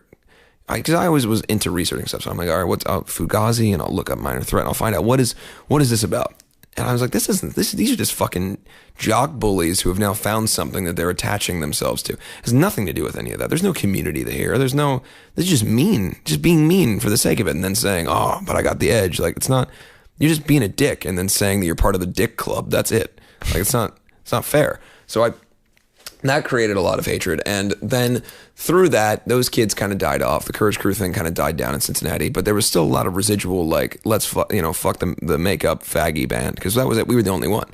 And this is before, bands like Escape the Fate started getting really popular, or bands like, Aiden, or all these things. This is just before that, because they were popular in certain areas, but not where this is before our scene kind of got all that stuff. So I was the sole band in that area that was doing anything with the makeup or the hair, any kind of glam nature to it, or any kind of, covering Misfit songs or whatever. So that caused a lot of hatred, and all those people stayed around long enough. And amazingly, we're talking about now, it was 2011 was the first time we rolled through there again. And they were there in full force. They were signs, fuck you, in fact, the makeup. At Warped Tour. Yeah, a lot. And they went through all that for years. They waited for me to come back, and I always joke that some people get met with the ticker tape parade, and I just get people throwing wads of shit in the air when I get back, And we were prepared for that this year with Warped Tour, and it's amazing what the success of the band has done, and what the positivity that we have with a lot of people have done. And it was raining, so we played the main stage. They moved it into the amphitheater. And I was like, fuck, now all these people are going to fucking pack into the amphitheater. It's going to be nothing but a shit show. I never get nervous for shows, but I can, Dusty, who is a production assistant on Warped Tour, was standing backstage with me with Kevin there. And I was I was almost shaking. Like I was very nervous because I was afraid of I'm very combative. I was afraid of what I was going to do. I'd explained to Kevin, I was like, I don't want you to be upset with me, but I might get engaged in something today because if people come at me, particularly here, like there's nothing more re-stimulating for me than anything. It's an old war, man. Yeah. So I'm shaking and everything and go out on stage, and I didn't realize I couldn't see how well it was going. That's the only way I can say it is like, I literally couldn't. The whole amphitheater, by the way, is full and everyone is having the best time. Everyone knows all the songs. We're 3 songs into the set and I'm still talking to the audience like they hate me. Like I'm full on like aggressive, like defense. fuck you. Yeah. Like I'm that Golden God speech level of like anger. And then I start to like, something clicked in me where I was like, man, and I actually apologized. I was like, wow, I'm sorry guys. Like I came out here on 10 because I expected something different, and my whole life it's been this way. And just the word Cincinnati makes me feel this way. So I came out here expecting to have to fight my way, and like very emotional. Like it was amazing for me.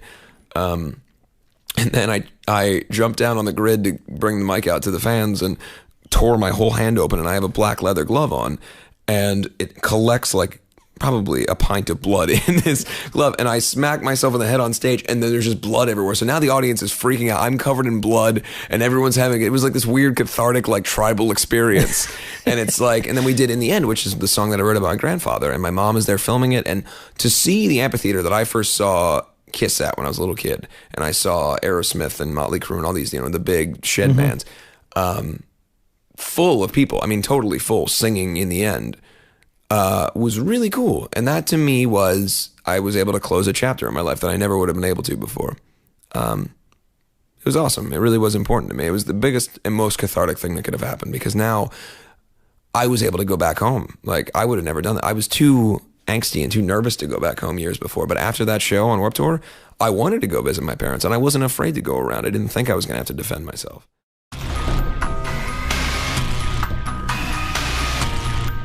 All this time touring, you've toured the world, right? But United States, do you ever remember that one day, maybe it was a day off, or maybe it was before the gig or after the gig and traveling or something like that, where you just kind of felt like, wow, if there's anything that's like a slice of Americana, I just saw it or experienced it? I don't even know if it was specifically that as much as the first time we ever toured in England, and it was the first day that we got to come back to the United States. And I've said this a million times, I've never had a greater appreciation. I never was, growing up, I wasn't unpatriotic. I didn't hate America, but I never was so, I didn't have the country pride that everybody else had. I wasn't like the flag flying, whatever. Toby Keith. Yeah, but it wasn't until I had ever experienced being out of this country and then getting to come back to America and having I think we had a layover in, it might have been Dallas Fort Worth, which is kind of a hub, but just seeing stuff again and food with salt in it, and seeing American people and American girls and all the things that I hadn't seen in so long was crazy.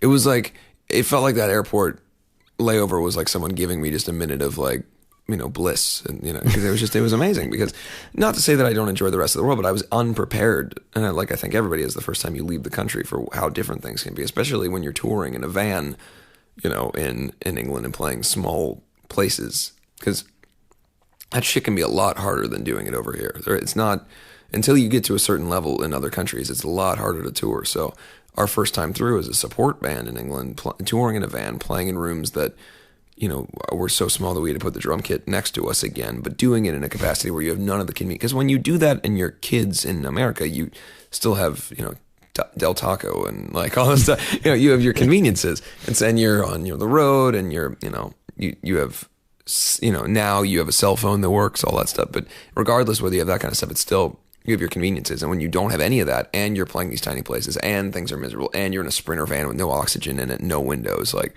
it's a real dark experience.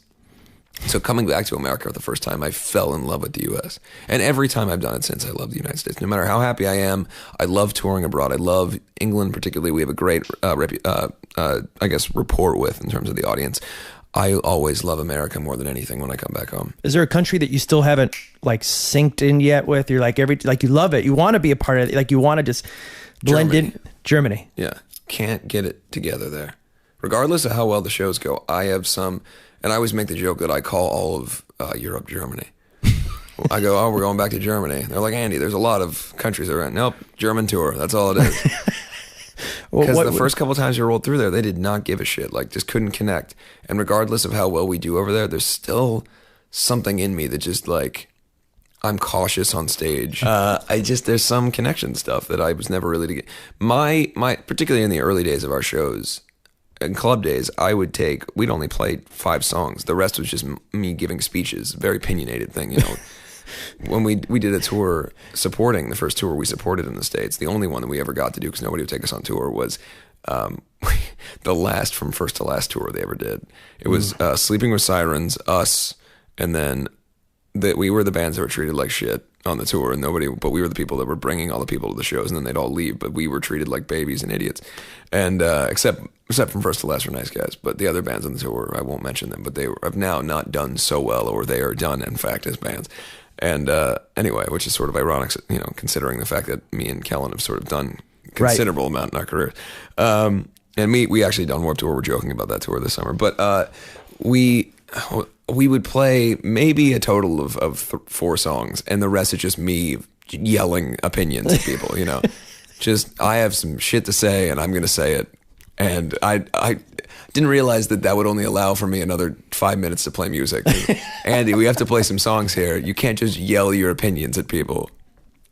Now we headline. Now, you know, we'll do an hour and a half, and I don't talk as much as I used to back then because I enjoy playing music. But at the time, it was just so much aggression I had to get out. It would be disingenuous now. I still occasionally go on my little rants, but stage at the therapy. time I needed to say it. You know? Stage is therapy for a lot of singers. Fans get upset. Andy doesn't talk as much because I don't ever want to say something I don't believe in, and I don't want it to become shtick. You know, right? If I'm not feeling it, I don't want to say. There's certain things that it's an unavoidable thing. You're doing it this night after night. There's certain Groundhog's Day elements. There are certain things that I say every single night because, in my estimation, it's part of the show. One rolls into the next. If I say, you know, on this tour before we're doing a Misfits cover in the set, and before that I say that it's October. I say that, you know, we all grow up loving Halloween, that, you know, being kids that are kind of weird looking, you know, like variations on the words. And then I say, this is a song by the ultimate Halloween band. And that if you come see 3 shows on the tour, you're going to hear me say something very similar to that every single night. I can't go completely off the cuff all the time because I do have, you know, a 50-minute set that I have to keep together. But having said that, in terms of long speeches and stuff, I don't like them to be, you know, like because like bands like Kiss and stuff, Paul Stanley always has like the speech to say that it's been practiced and auditioned. Sure. And everything else, but it's not for me. Well, Billy Joe has them, and you know, I can't do it.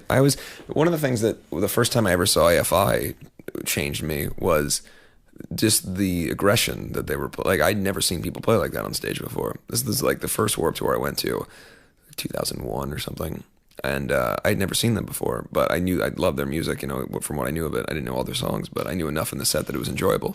But I'd never seen, because I previously had only seen either old men, dinosaur, like classic rock bands who had shit blow up behind them but didn't move or anything, or old man punk bands like, you know, Social Distortion or something, which, you know, not against them, but there was never a whole lot of stage movement there. So imagine, you know, an older version of that.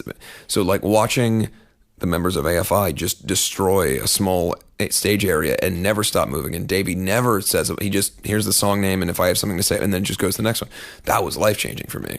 Because I was like, oh, I don't have to be like, I can just go up there and be genuine, and that's a whole hell of a lot better than being this sort of statuesque, like preconceived person that's going to, you know. I think that's when I lost a lot of the rock star thing, because to me rock star changed then, because now it's like being the Billy Idol style rock star is a lot different, and I would love to do that, but I don't know that I'll ever be able to do that 100% because I just have too many I have too much interest in constantly reminding myself of where I came from or why I do this.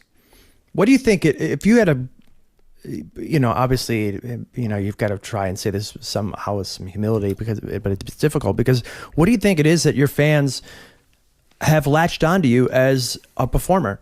What about you? I'm good at it.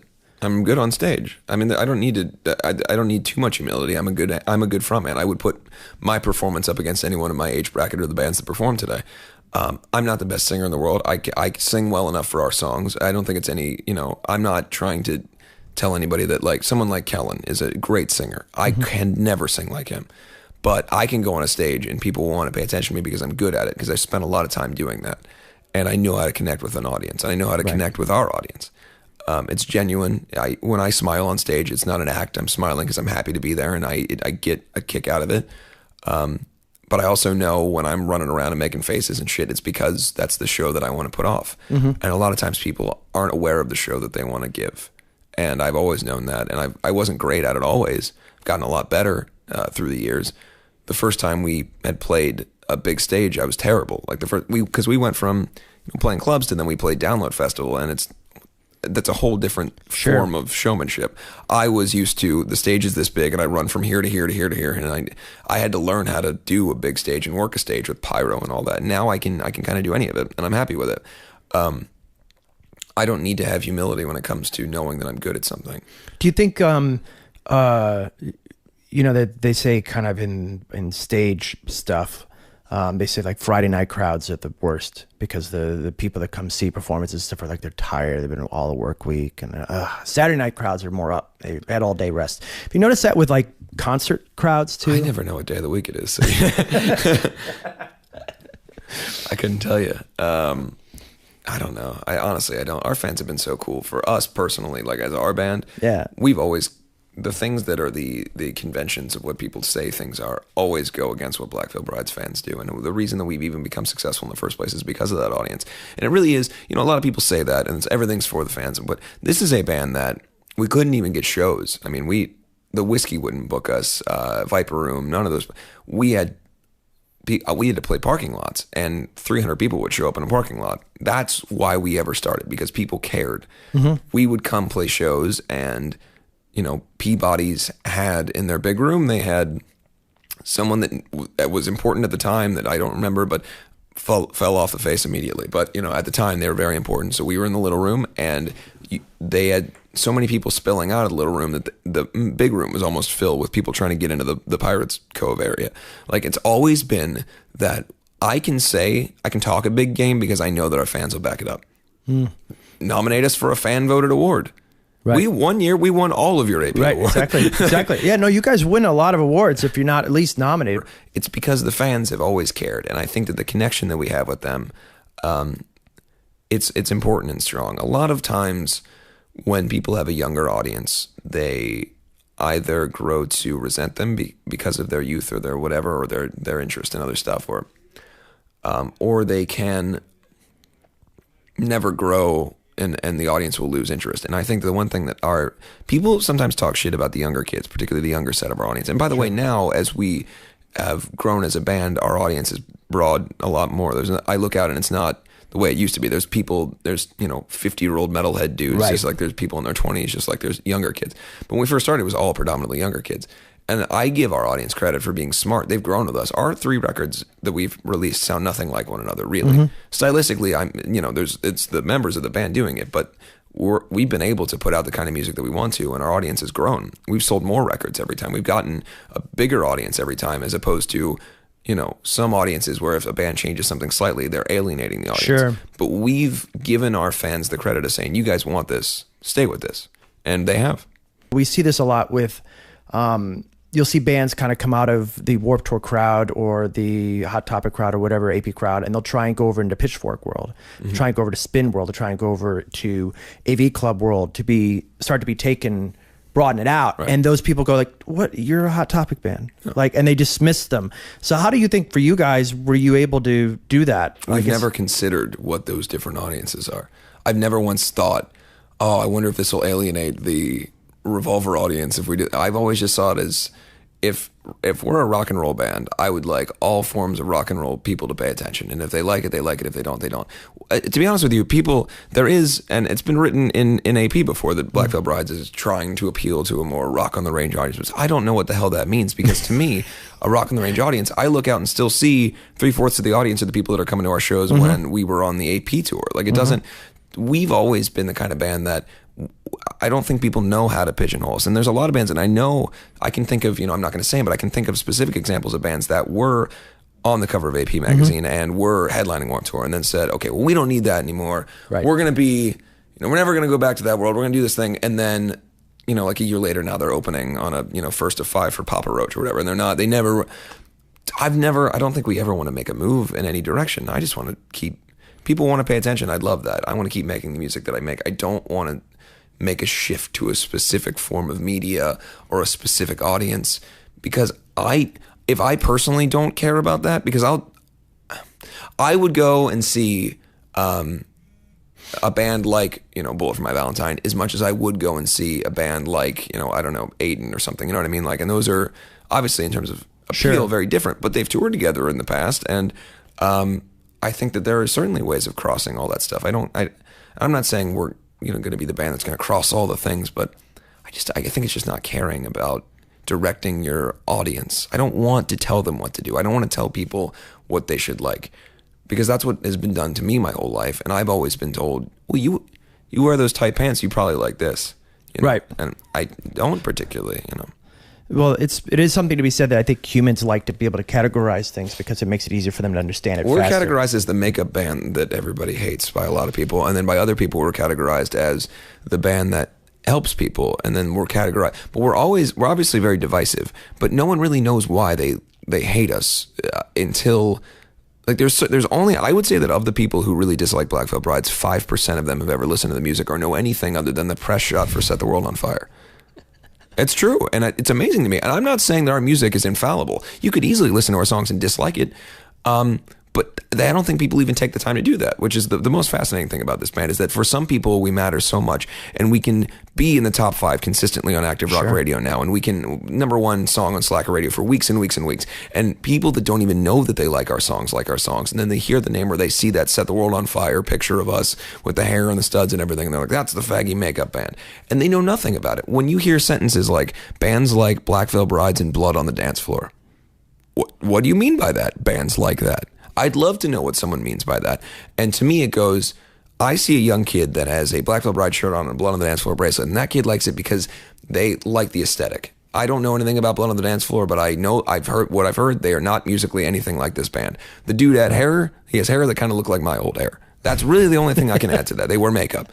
I don't think that there's any other, but it's a thing where you can draw that comparison immediately. You can go, I don't like those things. So you would never bother to listen to one or the other. And there are some people, again, not to try to put my band above another, but if you might like you might hate the heavy metal stuff, you might have heard our music, and you might like the kind of electronic stuff that some of these other bands do. You are not allowing yourself the opportunity to find any of that if you immediately lump it in. But people get mad at aesthetics. They go, oh, fans of Black Veil Brides, because they only like, and Ronnie and I were talking about this, they only like something that's visual. And I go, when you were 12, did you like the Ninja Turtles because of their genius message and meaning, or did you like the way they looked and you wore the shirt and you had the action figures? Right. It doesn't bother me if a young kid finds Black Veil Brides and likes us, and then they also like something that I particularly don't like. I don't listen to Blood on the Dance Floor's music, but I'm not going to get mad at a kid who likes both of those things, because they might, aesthetically, that might be something that's interesting to them. And I think it's ridiculous when either fans of music or musicians themselves have such high and mighty opinions on things that they draw that distinction on their own. That's not up to them. Do you feel like sometimes the pressure's on too much to be worrying about the aesthetics? Does it kind of bum you out as a songwriter? No. And I think you and I talked about this when I was younger too. I've never paid much mind to it. I always knew that the band would evolve. I knew that we wouldn't be looking the same or doing the same thing forever, because I get bored with that. I can't keep my hair the same color. I tried to go back to my natural color for Warped. I can't do anything that long. I have to come up with a new thing.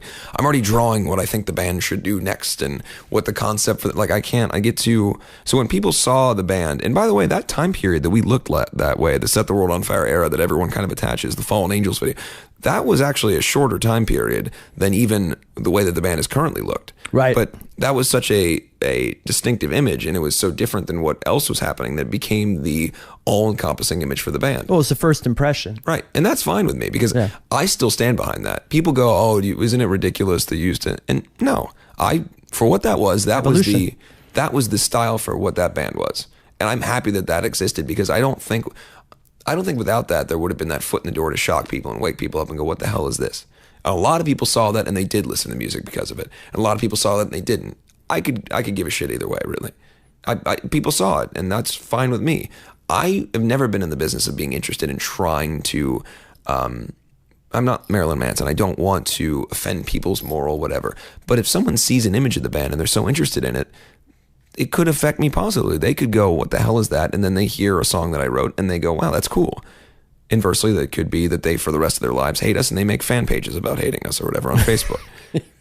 Right, and sadly. You've met a lot of people, and I'm sure you've met a lot of idols. Is there any idol you haven't met yet? Paul Stanley. I've never, and then purposely. Really? He's, to me, in my estimation, I think Paul Stanley is the most important driving force behind Kiss, and I think most people that really look at what the band is, Gene has always kind of been he's the media guy and everything, and the time that I ever met Gene Simmons was with cameras on him anyway, so I don't really know what he's like. So you don't know what he's I met him for his show, and it was me and the band, and it's good to see it coming back and whatever. So I have no idea what he's really like, and I don't care to. Some people I've met have been disappointing, and some people have been great. The people that are now like Sebastian Bach and Dee Snider and are friends and people that give me advice, and Nikki Sixx as well. We started out with kind of an interesting relationship, but it's developed into something where now he and I text on a regular basis. I go in and do his radio show all the time, and we're friends now. It's really cool in that regard. I put off meeting Danzig until this year. I had mutual friends and everything. I was like, I never want to meet him. I don't care. I've heard the stories. But thank God for the way that I met him this year was through the Golden Gods. I was the guy who, I don't think that if he was going to respect anyone in that room, there was nothing that could have happened that was more like punk rock to his ideas than me screaming at an entire audience full of people waving a statue at them. So that was like, I got to meet that kid. So that's the way I got to meet him. And he was, you're the fuck you guy.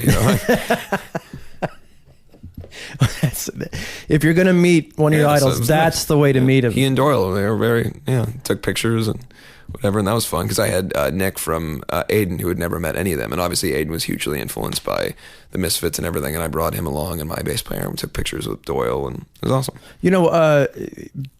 Like you said, you've got friends now that some of these people that were your idols, and these people are iconic. Will wasn't necessarily an idol to me, but I wasn't thinking Will. I was thinking like no, but I'm saying in my head I was just thinking he wasn't. I didn't really know anything of Aiden, but William Control I found. And that's sort of the way that I discovered him. A friend of mine who was this girl who was kind of talking to him at the time, and like she was just kind of a band girl. She was like, doing the same and whatever. And she sends me, this is right when the William Control album comes out. She's like, I know you love like, New Order and Sisters of Mercy and that kind of stuff. I think this would be right up your alley. And so she sent it to me, and I sent him a message on MySpace. I knew of Aiden, but I didn't know anything about him. I knew I didn't like them. And I told him this before. I knew that the only reason I knew I didn't like him is because I was of the age where I hated everything, and he could have been the big. And knowing Will, he'd probably respect you for that. But I didn't. Yeah. And also it wasn't. It was like the things that he wound up becoming disillusioned with were the things that I didn't like his band for. The reasons that he stopped, like, and it's unfair to say, but at the time, like, he was that kind of, I think Aiden became a lot better later in their career because I think like a record like Knives, if I would have heard that as a kid, that would have been my fucking favorite band. But right. I think like a lot of bands like us, if you listen to We Stitch These Wounds and that's your first impression, I think that you probably wouldn't understand where the band has gone. In the same regard, I only heard maybe in passing Aiden's first song, and that wasn't what they were going to become. So I just didn't like it, whatever. I wrote it off. So I listened to the William Control record, and I sent him a message on MySpace. I just go, hey man, I'm really excited to see something like this happening. I know I've heard of your previous band before. I'm kind of an upstart band called Black Veil Brides. If you ever see us around, it'd be nice to have a conversation with you. I really, I kind of get the influences. I was like, Christian Death and all this stuff that I get where you're coming from. Nice to see it happening. And he wrote me back like 10 minutes later, freaked out that some fucking like what looked like MySpace, like whatever scene kid, whatever he's thinking in his head, writes back and it's writing him a message about New Order or, you know, all this kind of stuff. And so he was like, whoa. And from that moment on, he became one of the only people who was an advocate to me. He and Mick Morris from 18 Visions were like the two people who were already successful in some capacity that when I was coming up would tell people like, no, this band is great and this kid's got something. And if it wasn't for particularly, you know, for Will really did, he would fucking fight for me in the early days. Like he was willing to go to bat. I mean, literally we got into fights with bands and together beat the shit out of bands, like because of people making fun of the makeup that we wore and stuff. Because I think he took us as, when he was starting Aiden, the shit that he got, he didn't want another band to have to get that. Because, you know, in a way, he didn't want to do that anymore. So he kind of gave up on what Aiden was. You know, he made the Conviction record and he'd stopped with the makeup and everything and he wanted to move past that. And I think he almost saw Black Veil as a second chance to kind of do that stuff and be involved in that. And if it wasn't for him in the early days, he was really a huge person that shaped my career as an artist and a musician. And I mean, I always tell him that. And to this day, I see him all the time. I was just at his house. I did a voiceover because he was the dude on my last record. So now I'm the voiceover guy on his new record he just did. What's the best piece of advice you've gotten from any of these guys? The best piece of advice that Will gave me recently was don't. It's so funny. I told him, I was like, you know, I've been really thinking about musically. I've been writing some different stuff. You know, I got together with Ronnie recently and we did some stuff and just different kinds of music that I had never gotten to write before.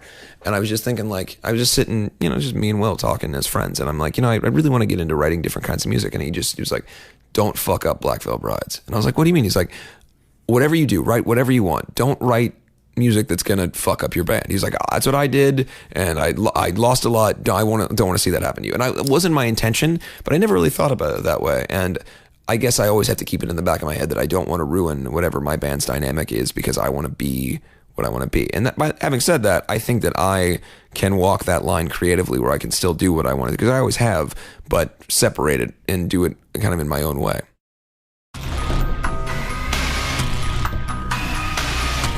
So you are a very forward thinker. You're a planner. You're a businessman. You're a planner. One British magazine once called me a cold-hearted businessman. Cold-hearted businessman. Okay. Well, let me know when. Which I thought was funny. I'm waiting for the layoffs. Right. So, you know, we could talk about what's next year, but knowing how you operate, what is your idea of 5 years from now? Oh, I don't do the short term. I've never have. I hate. Well, I'm thinking short term. 5 years is, in this day and age, technology wise, is long term. Can't do it, man. Can't do it. All right, so we'll go mid 15. Let's go next. I never like to put time frames. Okay, all What's right. next? The next phase. I'm coming up with it right now. I have ideas. I want to take a little bit of time. I think we've put out a record consistently every year for the last 3 years.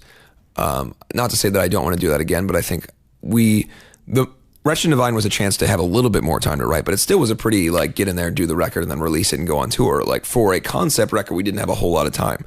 I wanted to start writing. You know, me and Feldy talk about writing together always. We do little stuff. We send stuff back and forth. Find, you know, who's going to produce it, who's going to do, like, all the stuff that, just the next steps in the band are what's really interesting to me. And I want to take some time to really look at that. We never have. Having said that, I won't do what some of my favorite bands did to me growing up, which is take 4 years, grow a beard, sit with my my statues and shiny records and feel great about myself and not make another record. Because I think that's, first of all, I want to make more music while I can. And I want to make more music for fans while they want it. And those two things combined, I don't see, like, as much as I'm sitting here telling you now that I want to take time, I'm probably not going to. Like, I'd love to do it, but I want to just do things. I want to make records. I want Black Veil Brides to have a new record. I was teasing my buddy Danny that in the time that they put out one more record, I put out 3 just because my mind is always working so fast. You have a lot of friends of yours that are musicians, obviously, and especially the younger ones that we all know, and the pressure on them to be constantly on social media and being constantly like, got to keep it going, got to keep the content. Do you ever kind of feel that pressure? I mean, you're a pretty good Instagrammer. You don't seem to be adverse to it. No, I like it. So I enjoy it, man. But There's no better place for vanity than just taking a picture of myself. No, I'm not a crazy social media guy. Me and Juliet always have like little. It's not fights, but little teasing sessions, because she will talk about everything we do in a day, and I always tease her. I'm like, babe, I'm going to the bathroom. You wanna tweet about it, or just let the fans know that? Because my thing is, and she's actually, I think that since our relationship is, because she previously was always like with her fans, before she and I got together, she was always known with her fans of being super open. And I think that to her credit, she knows that I'm a much more private person, and she, to her credit for our relationship, has always been very conscious of that and doesn't tweet out all this stuff, which I think to her fans, some of them might be that were Automatic Love Letter fans. They're a little upset that she isn't so open anymore. But one of the things that it's a kind of an unspoken thing, she knows that in my life, I have been a online media figure since I was 15, and I like to have something. And I don't hide anything from the fans. There's no secrets that but if I sit down with a bagel and watch Netflix, like, I don't need everyone to know that. They get enough. And I didn't learn that distinction until it was the first time we ever did a major headlining tour, and my mom was at the show, and she said that one of the things that was upsetting her was that people kept writing her. She didn't know why it upset her, but people kept writing her saying, do you have any pictures of Andy when he was a baby? And she said that she has no problem with people seeing photos, but in a sense, she wanted to say, like, well, no, that's, you have him now. Like, you get him every day. You get the pictures. Like, you don't get to know everything about when he was a kid. That's, like, that's mine. And I told that, and that's sort of an abiding belief that I have in my life and I have in my relationship and everything. Like, I always try to have you get this and I get this. You get to have a lot of my life as my audience that deserves it, that they've given me a career in the first place, as long as you let me have a few things and you don't try to trample on that. Just let me have some stuff for my life. Let me and the lady in my life let us watch a movie without telling you about it, and don't get mad at me for that, because I promise you I'll give you photos and everything else. And I think our audience has been really good about that. There are some bands who don't give their audience anything, and then inversely there's some bands that it's like they can't fucking shut up, like, all day, everything. And I like to think that we fall somewhere in between. I think that we're the kind of group that the fans will give us our space. And also, in some ways, if I don't tweet for a couple of days, they invent that I have lung cancer, and then but I think it's a little Not to bit laugh about lung cancer, but yes, I know that's probably the biggest complaint I've ever heard from a lot of musicians today, is that the fans won't let them shut off. But it's okay. It's like being elected to be president and then complaining about wearing a tie. If you're lucky enough to get what you want, you should be able to deal with the accoutrements of that. And to me, if I'm lucky enough to be this guy who gets to go on stage and sell records and live the dream that I wanted to live my whole life, being like, hey, what's up, guys, shouldn't be the worst thing in the world. And it doesn't bother me. There are obviously funny things about it. Like I said, the fact that if I forget to do it, someone's like, oh, he's dead. But, right. And that's rehab. Yeah. Right. But if I'm honest, I like talking to the kids. Those people, regardless of whether they're 65 years old or 6 years old, in some capacity can relate to me. The reason that they're following me is they either like my music or they have an aesthetic reason for liking me. There's something about them that is going to be my friend or be kind to me. And there's no reason that I wouldn't want to talk to those people. So I want to ask this question, and then I want to do the lightning round, and then we'll wrap this up. Okay. So, and this does get talked about in the story, but I want to ask you this in person, because I think just in just audio and stuff like that, it'll probably may even a different answer. But the story that we're doing with you is basically like how you became this person, how you got from Cincinnati to where you're at. Yeah. So is there one thing that Andy of now would go back and say to that kid back then about life? I think, and I did touch on it a little bit in the piece, that the only thing that I really, we talked about it a little bit before today as well, there are certain parts of my lack of social skill or interest that I think didn't serve me super well in the early days of me being in Los Angeles. Not even when I was younger, but when I first got to LA, I think I would have I would have done well to make some more friends or to try to be a little bit less, this way. That's not to say that now, fortunately, I've been in a situation where I have a bunch of very close friends, and I have a world of people that are around me and close to me, and I can contact. But that's something that happened only in the last 5 years that I really got a close friend group, because in the early years of me being in LA, it was just what I have to do this now. And so that's maybe the only thing that I would like to, I can't change anything, but maybe just be like, hey, maybe lighten up a little bit and have some friends every once in a while. I promise you that if you just go hang out tonight, you're not going to lose everything. It's all going to, but who knows? Who knows what would happen? Okay. So before I go into this lightning round, was there anything else you wanted to talk about? I'm excited about the lightning. Bring the lightning. Okay, the lightning round. All right, here we go. So these are what I call the Wikipedia questions. Oh, good. So these are the ones that hopefully you won't get asked again. Okay. So we just get them out of the way. All right. So, but some of these you probably have been asked 40 million times. So we're just going to start off at the top. Favorite color? Crimson. Most unique answer I've heard yet. Favorite movie? I'm not good at this lightning round thing. I think too much. I can't say it off the cuff. I have to say a bunch of stuff about it. Well, don't be Hollywood. It's like you're afraid you're going to offend somebody. No, I'm not going to offend anybody. I'm genuinely trying to think what's the movie I like to watch the most. Something that never gets old. How about you're sick with the flu and it's the one you won't get mad at? See, that's hard. It could go in so many different directions. All right, here you go. Basic. One that I always enjoy watching every time. Seven. Awesome. Every time. That is actually one of the few, the same thing with me. All right, favorite place to recharge. So I'm going to give you some spots, okay? Oceans, mountains, grasslands, prairie lands, stuff like that. Desert, forests, suburbia, or cities? Probably suburbia. Really? Yeah. I lived in the city in LA for a while, and I went nuts. And we moved to Studio City, and I love nothing more the fact that then there's a school and there's people, and I can walk to a gas station and I can walk to a restaurant, and I love that. I don't know why I love that. That's awesome. Favorite? Well, we kind of already said favorite junk food. I like York peppermint patties or Junior Mints. Or Junior Mints. That's okay. That's awesome. Favorite old standard. Like Rat Pack song. Yeah. Jeez. Well, because there's that's a tough one too, because I got family stuff. Can I just say this? It's not one song specifically, but something that will always make me feel very comfortable because of a familial thing is anything Lawrence Welk soundtrack. All right, let me explain. My grandfather, who was one of my best friends in the world, the way that I even found out about music before I knew anything was watching Lawrence Welk with him all the time.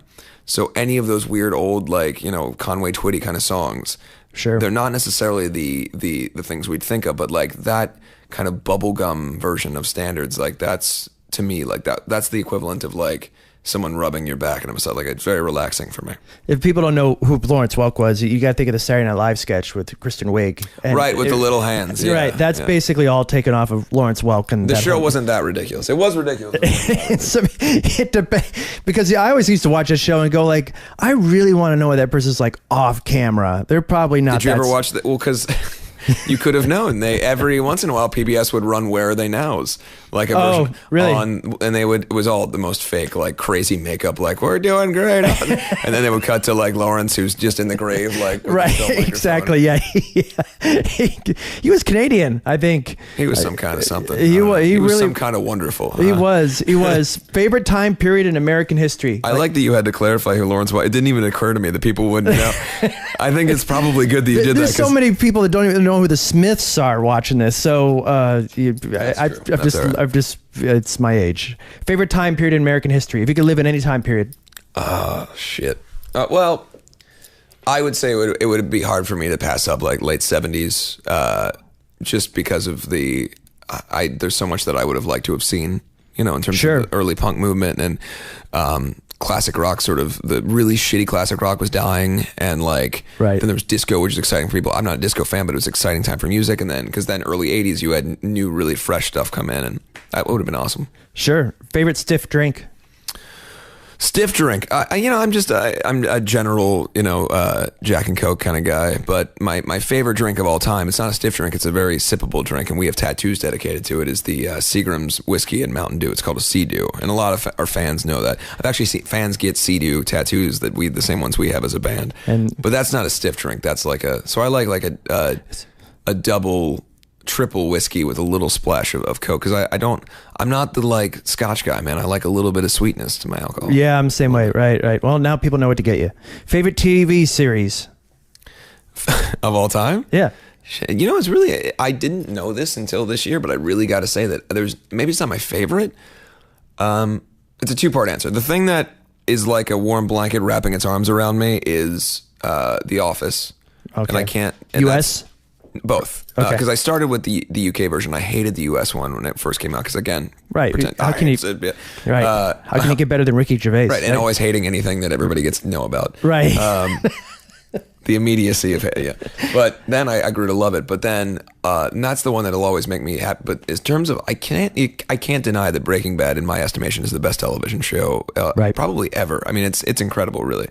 And I'm not like a mega. I don't own shirts or whatever. There's mega fans of the series, but sure. I can't deny that that's it's incredible. It was really well done. A favorite item of clothing you'd wear every day if you could get away with it? Well, I already do. I wear pretty much the same thing. I mean, I'm wearing this jacket today, but normally it's the biker jacket with the black wife beater and black pants. I've been wearing these pants for about 2 weeks. I don't really wash. Why do you need to wash pants? I Febreze them. It's fine. I'm on tour right now, people. It's okay. You can excuse my weirdness about cleanliness on tour. Most people on tour don't even bathe, so it's body spray and you're done. I do. I take care of the bathing. I try to. Favorite club to play in, not to get you in trouble. Club. When you see it on the list for this tour, you're like, oh yes.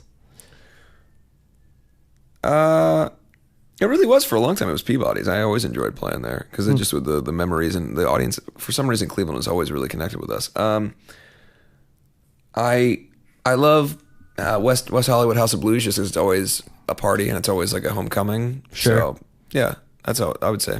Favorite song you don't get to perform enough because it just doesn't fit the set, or a song called "Resurrect the Sun" from our latest record that we did on our headline tour to support the record. But it's a song that you can only do if you have an hour and a half set. And even then, it doesn't always fit contextually. It's a little different. So, but I'd love to do a song called "Lost It All," which we had on the last record as well. Which it's kind of a big, epic kind of Queen thing happening. There's trumpets and my Juliet Sims sang on the song. And it's a beautiful song, but it's one of those things that I would only ever want to do it if we could do it perfectly, and it would be a very hard song to pull off. Tour bus, bunk, top, middle, lower? Middle left. Only because I used to be top bunk, and then I smashed every rib on this side of my body in 2011, and I had to sleep in the tour manager's bunk, which is always middle right with the fucking phone in it, because I couldn't sleep on this side of my body, and it was the only thing I could get into. I couldn't go too low, couldn't go too high because of the bones. And then I just loved it, but I hated the phone. So now I just moved to the other side. I've been on that side of the bus for years now. Do you have a system set up in your bunk? Somebody I knew recently, they actually went out and got a widescreen mini TV. And I don't do any of that. Jinx does that. Jinx has an insane, my rhythm guitar player, it's always he has a whole studio, but he does it on his ceiling. No, I'm serious. He has a computer upside down that he's adjusted the monitor so it's upside down. He's got a full Mac Pro Tools rig he's got keyboards, he's got little MIDI string thing on where he can plug as he plays violin. He's got it all on the ceiling, so he lays and makes music like this. It's amazing. When on Warped Tour, Juliet did the second half of Warped Tour with us, and I wanted it. It's the only time I've ever decorated my bunk. I wanted her to feel comfortable because she was going to be. So I bought a bunch of fluffy pillows and stuff, and But right now I'm completely stock. Whatever was already in the bus when I got there. That's what, can't be bothered. Favorite time of year? You're in LA now, so it's a little bit different, but I wish that we had more of a fall, but this really is my favorite time of the year. I like the weather. I like it being the way that it is today is like my favorite temperature and feeling outside. Favorite piece of rock and roll memorabilia that you own? Like that 7-inch or that autograph or anything? Oh God, there's I think it's the sweetest thing that I've ever gotten, and it's not even the thing that's worth the most. It's the first year that Juliet and I were dating, she bought me my favorite Social D record, like a nice copy of that, and my favorite Bruce Springsteen record. And nice, I mean, they're not vintage, it was just like, at that point we didn't know that much about each other, and it was just like, it was the nicest, and I have it. It was very sweet that she cared that much about not the stuff that everybody knows about me. She didn't buy me a Motley Crue record or something, is what I'm saying. Like, it was really the things that meant a lot to me. So I care about that. Well, name your holy shit show, which is the one where you walk out on stage and you're blown away. We've played bigger shows and bigger headline shows and everything since then, but the first time we headlined London, we have since sold out Brixton Academy. Like, we've done the things that, you know, you want to do when you're a little kid, and those were amazing, and that was holy shit. But in terms of the first time I ever got to see, it was Shepherd's Bush Empire, which is a smaller venue than Brixton Academy, but it was the first time we ever headlined London, and it was what to me was 9 million people. Like, I think the capacity was like 3,500 or something, but it seemed like forever. Like, and there was balconies, and it's like a beautiful theater, and there were posters that David Bowie had played there and everything, and it was just like, I feel like we sounded great. Like, it was an amazing show. And again, it's not as if that's been the biggest show we've ever played, but I always remember that as being a moment where I walked out on stage and everything went right for me in that show. Like, I sang great. Like, it was good. Are you really critical on this show when you're we all are. We never, like, it's very rare that we go back to the bus and say that we had a good show. We go back and like hate every show that we've ever done. I'm serious. I mean, it's unfortunate because we criticize any show that the fans see of us on the road and they enjoyed it. We enjoyed being there with them, but as soon as we're off the stage, we're talking about all the shit that went wrong all the time. I'm gonna make this one up on the spot, but name the thing that you hate when industry people say to you backstage. We all have always a thing, yeah. There's a series of them, and sometimes I found. Maybe that. Oh no! It's honestly, for me, I think most people avoid it now. But I hate when people tell me their career advice for me more than anything. And I hate it. I hate it because I hate when people have an opinion that, in my estimation, is not based on all the things that I've been through. And it's not. It's something that has been easier for me to understand over the years, but. Particularly when I was younger and people would give me advice, I was not ready to hear it, nor was I interested. And that was always like, I always felt really inappropriate that people would come backstage and tell me what they thought I should be doing. And I'm like, all right, well, have a good show. Glad you could let me know what you think of me. But like now I understand it. I mean, fortunately, it's weird because now at the point that I would get it, people don't do it anymore. But when I was young, I was just sort of, like I said before, I was not ready to hear what anybody else had to say. I wanted this to be the thing that I wanted to do. Sure. And almost at the risk of burning relationships with people and everything else, I just didn't. It was this. So I think when people would come backstage and be like, you know, whether it's a booking agent, whoever, they'd be like, you know, I think you should do next. Like, I think that it would be really cool if you shot a na-na-na and then you went and what if you wore this thing or did that? And I was just like, you don't get, only I have thoughts, which is ridiculous. But at the time, hated it. Time you almost died on the road touring. Oh, so many. Let's just say this. I don't know if I almost died, but the most fear I ever had in my heart, and it was the smallest injury I ever got. I fractured my skull. Well, there's two things. One is an actual death thing, and then this one is just a fear thing because of where I was. Fractured my skull from here to here in Luxembourg. Now, I don't know if you know a lot about Luxembourg, but you could fit most of Luxembourg into the Cleveland House of Blues in terms of population. And tax rates probably really high. Yeah. Well, we were playing a show, and it was the venue capacity was 3,500 or something. And the promoter's like, you have to understand, there's not going to be a lot of people here tonight. And we're like, why? And he goes, because all of our country would have to be here for that. Like, so if you get like 300 people here, like, it's awesome for us. Like, our return on this is going to be awesome. So there was, like 350 people, and they were through the roof. This is amazing. In a 3,500 capacity club does not look good. And we were like, whoa. So I go out there and I'm being reckless on stage. I roll underneath the drum riser and try to get myself back up, smash my skull. Now, I've broken a lot on whatever, but I try to go to a hospital, and there is nothing scarier than the hospital in Luxembourg for an American. They don't speak English. It's a room this big. They're trying to give the needles and shit. I have a broken face. Like, I don't know a lot about medicine. Cursory knowledge tells me that I don't need to be drinking weird viscous liquids and being stabbed in the arm. Like, I don't think that's what I need for this. So that was frightening. The most realistic, like, death experience, where the only time in my life that I ever said I'm going to die right now or had to come to terms with the fact that I might die right now, a couple years ago, we went to Japan for the first time, and we were in sound check. And the whole time we had been in Japan, there were tremors, little earthquakes. And everybody in Japan wants to make fun of us because we're California guys who know that earthquakes can go real bad, but we've not experienced that level of them. So we're like, bracing ourselves because we're thinking Northridge or whatever. Right, sure. And we're in sound check and we're playing in Tokyo, and all of a sudden, crack. And the whole room starts to go like this. And you see the eyes of the guy who's been laughing at us go, oh shit. Says something in Japanese, starts yelling at everybody. They get us. They say, you get out of here, evacuate. Now, the room doesn't collapse entirely, but there's a kink in the ceiling and the whole thing's shaking. I'm talking like speakers are swinging around and we're freaking out. We get up. It's an underground venue.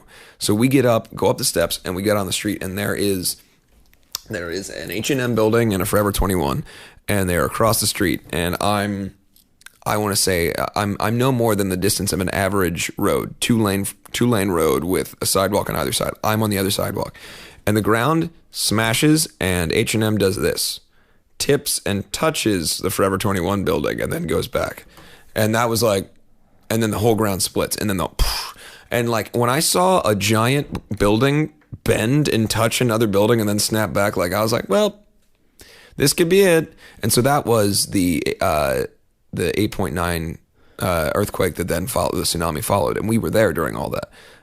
So we were quarantined during the first days of the tsunami until we could leave. Like, it was insane. Even when we got to the airport, it was still so dangerous. We had video of us getting to the airport, and they were only letting like 3 flights out back to the States a day because the whole airport is still doing this. And there's stacked to the ceiling. People have sleeping bags and emergency gear, and that was the scariest thing in my life. Wow, that's crazy. Yeah, that was rough. Wow. Well, thankfully, you're still here with us, and if you could survive that, you could. What if I'm not? What if I died there, and this has all just been a weird sort of post-dream? It's very, very. What is it? Untouchable? Or Yeah. Bruce Willis movie. My whole life is a Bruce Willis movie. Die Hard, directed 5? by Lynch. Yeah, right. Maybe one of the two. I really appreciate you coming in and doing this. Thanks, I think man. it was I had a good awesome. time. That's right. Absolutely. I keep forgetting we have to handshake because we're on video now. And I wish you the best of luck. We'll probably meet up again and we'll do one of these in the future. Absolutely. I'd love to. Awesome. Thanks. We don't